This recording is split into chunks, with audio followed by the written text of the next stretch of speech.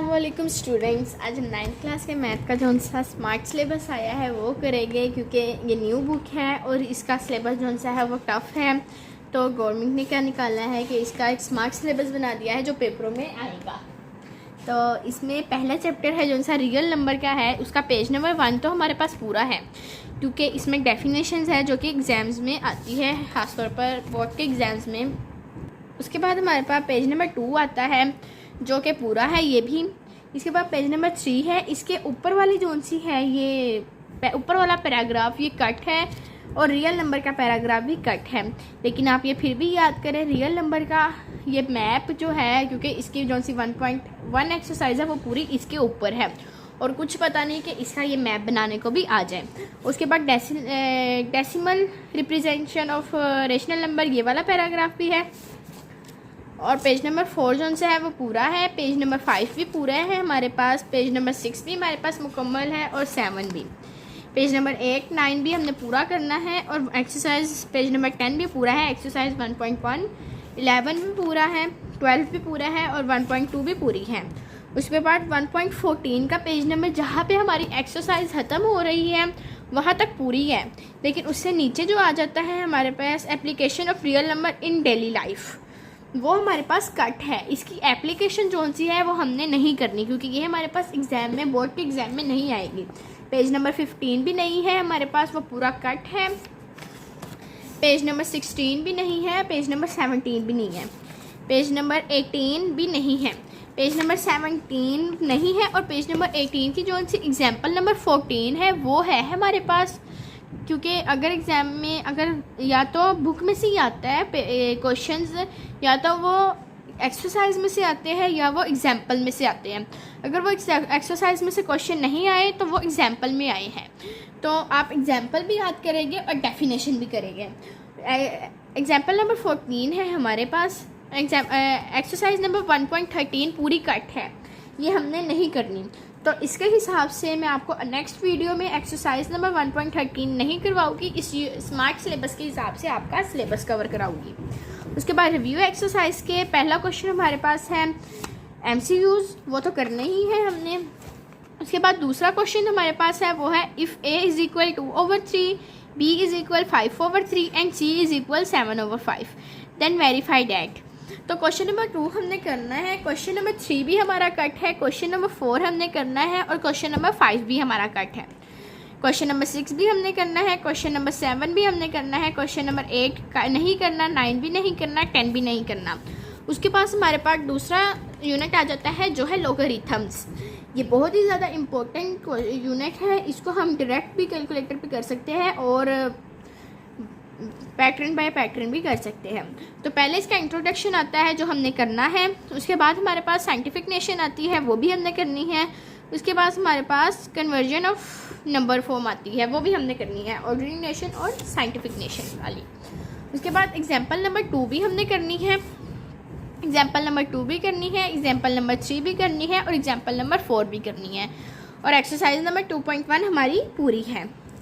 उसके बाद आ जाता है लॉगरिथम्स, वो भी हमने पूरा याद करना है, क्योंकि इस लॉगरिथम की डेफिनेशन हमारे पास आ जाती है या इसके डेफिनेशन अगर हमारे पास आती है तो हमने इसकी उतना पार्ट करना है याद जो इम्पोर्टेंट है, जैसे कि a logarithm is based on 2 great word, ये एक पार्ट हो गया हमारा, एक point.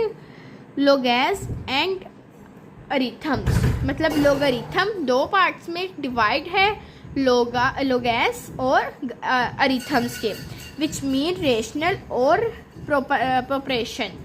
Johan pair a Scottish mathematics introduction the world logarithms. यहाँ तक अगर हमारे पास डेफिनेशन आती है तो हम यहाँ तक करेंगे, अगला पार्ट हम नहीं करेंगे। अगर हमारे पास लॉगरिथम के ऊपर पैराग्राफ लिखने को आता है तो हम ये पूरा लिखेंगे। उसके बाद ये पेज नंबर हमारे पास पूरा है जो है लॉगरिथम ऑफ रियल नंबर, ये भी हमने करना है और इसकी एग्जाम्पल नंबर 5 भी हमने करनी है। उसके बाद हमारे पास आ जाता है एग्जाम्पल नंबर 6, वो भी हमने करनी है, एग्जाम्पल नंबर 7 भी करनी है और एग्जाम्पल नंबर 8 भी करनी है। एक्सरसाइज नंबर 2.2 हमारे पास पूरी है, जिसकी 3 पार्ट है और ये तीनों हमने करने हैं। उसके बाद कॉमन लॉगरिथम आ जाता है, हमने ये भी करना है क्योंकि ये इम्पोर्टेंट है। उसके बाद characteristic and mantissa of logarithm आ जाती है, वो भी हमने करना है। इसकी अगर हमारे पास इसके डेफिनेशन मिले तो हम सिर्फ इतना पार्ट लिखेंगे, अगर हमारे पास करैक्टरिस्टिक की डेफिनेशन मिले तो हम इसका पार्ट लिखेंगे। उसके बाद हमारे पास आ जाता है rule of finding the characteristic, तो ये भी हमने करना है। उसके बाद हमारे पास एग्जाम्पल नंबर 9 आ जाती है, वो तो हमने पूरी करनी है। उसके बाद हमारे पास आ जाता है उसका पार्ट बी जो है मैंटिसा। इसमें इन्होंने हमें 2 ऑप्शन दिए थे, एक characteristic and mantissa of logarithm.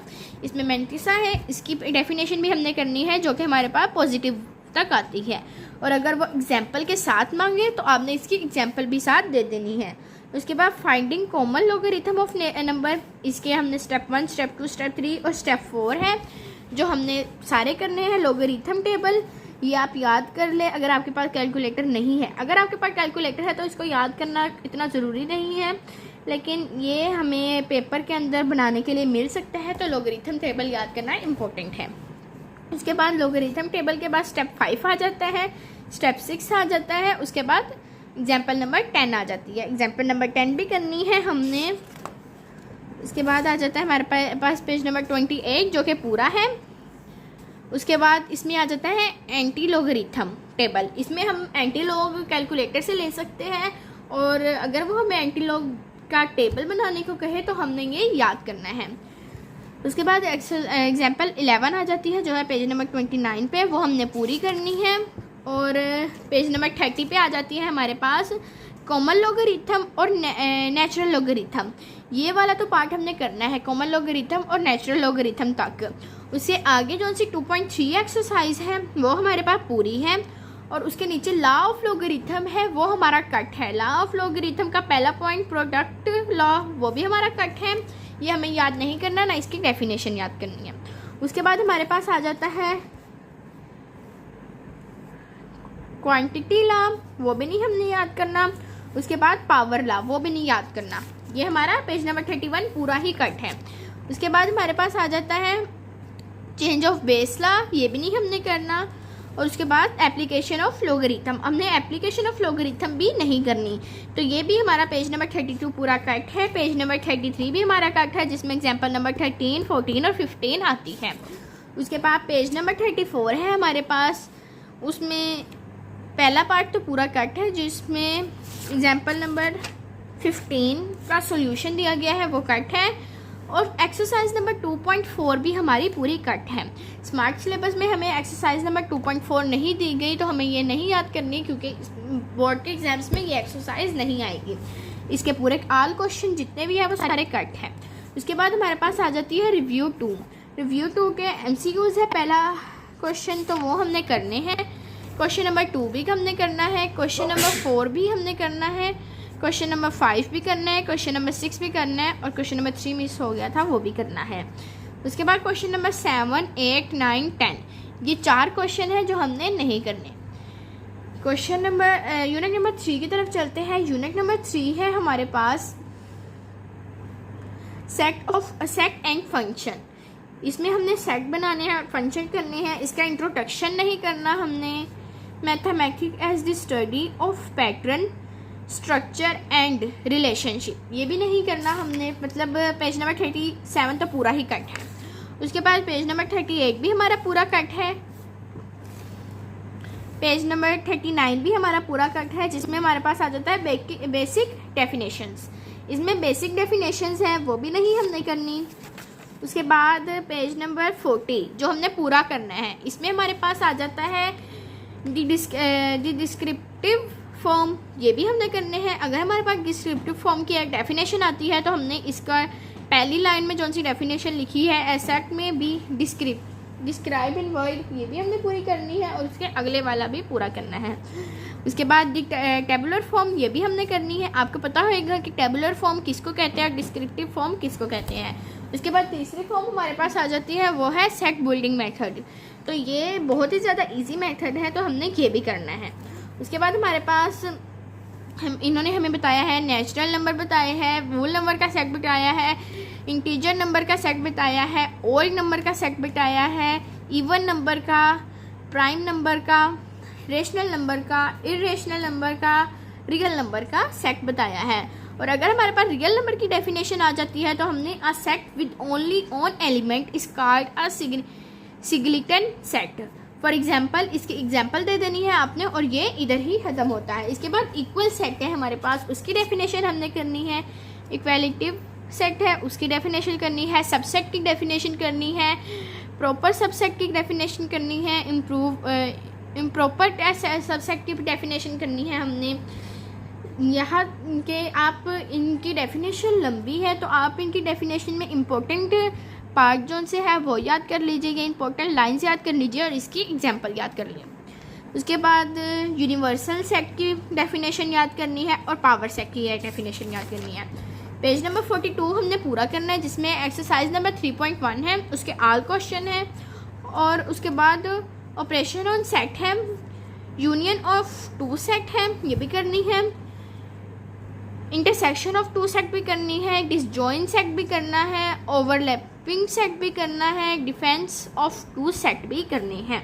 उसके नीचे हमारे पास आ जाता है कंप्लीमेंट ऑफ अ सेट, मतलब पेज नंबर 43 और 42 हमने पूरा करना है। 44 पेज नंबर भी पूरा है और 45 पेज नंबर भी पूरा है। 44 पेज नंबर में हमारे पास आ जाता है identification of set using Venn diagrams. इसमें हमने डायग्राम्स बतानी है। अगर हमारे पास identification of set using Venn diagram आता है तो हमने सबसे पहले इसकी 2 लाइन की डेफिनेशन कर लेनी है, जो है Venn diagram are very useful is depiction visually the basic concept of set and relationship between set. The diagram were first used by an English logarithm and mathematic John Venn।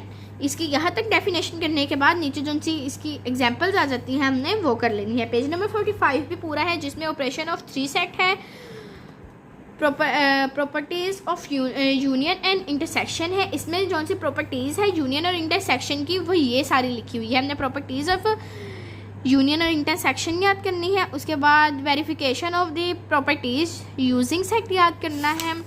Page number 46 पे आ जाते हैं, जो कि पूरा है। इसमें है verification of the properties with the help of Venn diagram. इसमें वेन डायग्राम इन डायग्राम्स को कहते हैं। अगर मैं इस पेज पे आऊँगी तो मैं आपको ये बता दूँगी कि वेन डायग्राम कैसे बनती है। ये पूरा हमने करना है, इसमें भी हमने ये पूरा पेज करना है। 47 पेज भी पूरा है, 48 पेज भी हमारे पास पूरा है और 49 पेज भी पूरा है। 48 पेज पे हमारे पास एग्जाम्पल नंबर 2 आ जाती है और 49 पेज पे हमारे पास एग्जाम्पल नंबर 2 के पार्ट आ जाते हैं और रियल वर्ल्ड एप्लीकेशन आ जाती है। अगर आपके पास रियल वर्ल्ड एप्लीकेशन आए तो आपने इसकी पहली 2 लाइनें लिखने या पहली 3 लाइनें लिखने के बाद आपने इसकी एग्जाम्पल लिख देनी है। इसके आगे इसके 2 पार्ट आ जाते हैं और पेज नंबर 50 भी हमारे पास पूरा है, जिसमें हमारे पास एग्जाम्पल नंबर 3 है, उसका सोल्यूशन है, एग्जाम्पल नंबर 4 है और उसका सोल्यूशन है। एग्जाम्पल नंबर 4 का जहाँ पे सोल्यूशन खत्म हो रहा है उसके आगे एग्जाम्पल नंबर 5 आ जाती है, जो कि हमारी कट है। एग्जाम्पल नंबर 5 और उसका सोल्यूशन हमारे पास नहीं है, हमने वो याद नहीं करना। एग्जाम्पल नंबर 6 भी नहीं है और उसका एग्जाम्पल नंबर 6 है और उसका सोल्यूशन भी है। आगे हमारे पास आ जाता है पेज नंबर 53।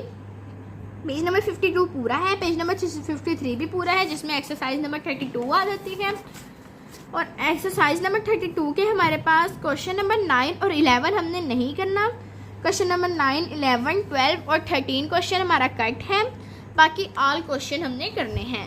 उसके बाद हमारे पास नीचे एक डेफिनेशन आ जाती है, जो है बिनरी रिलेशनशिप। ये डेफिनेशन भी नहीं हमने करनी।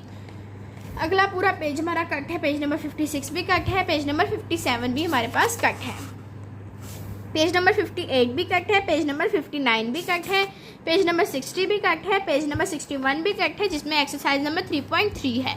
3.3 काफ़ी इजी ये थी एक्सरसाइज, लेकिन ये कट है ज़्यादा। वो जो से ये वाले स्टेटमेंट वाले क्वेश्चंस होते हैं, इनकी एक्सरसाइज कट है।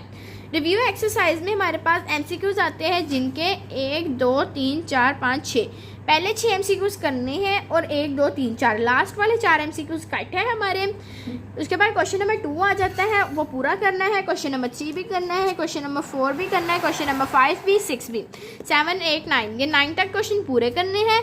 10, 11, 12, 13 क्वेश्चन हमारा कट है और आगे 14, 15, 16 ये पूरा पेज हमारा कट है। यूनिट नंबर 4 में नेक्स्ट वीडियो में बनाऊंगी। मिलेंगे इंशाल्लाह अगली वीडियो में। अभी के लिए इजाज़त दीजिए। अल्लाह हाफिज़।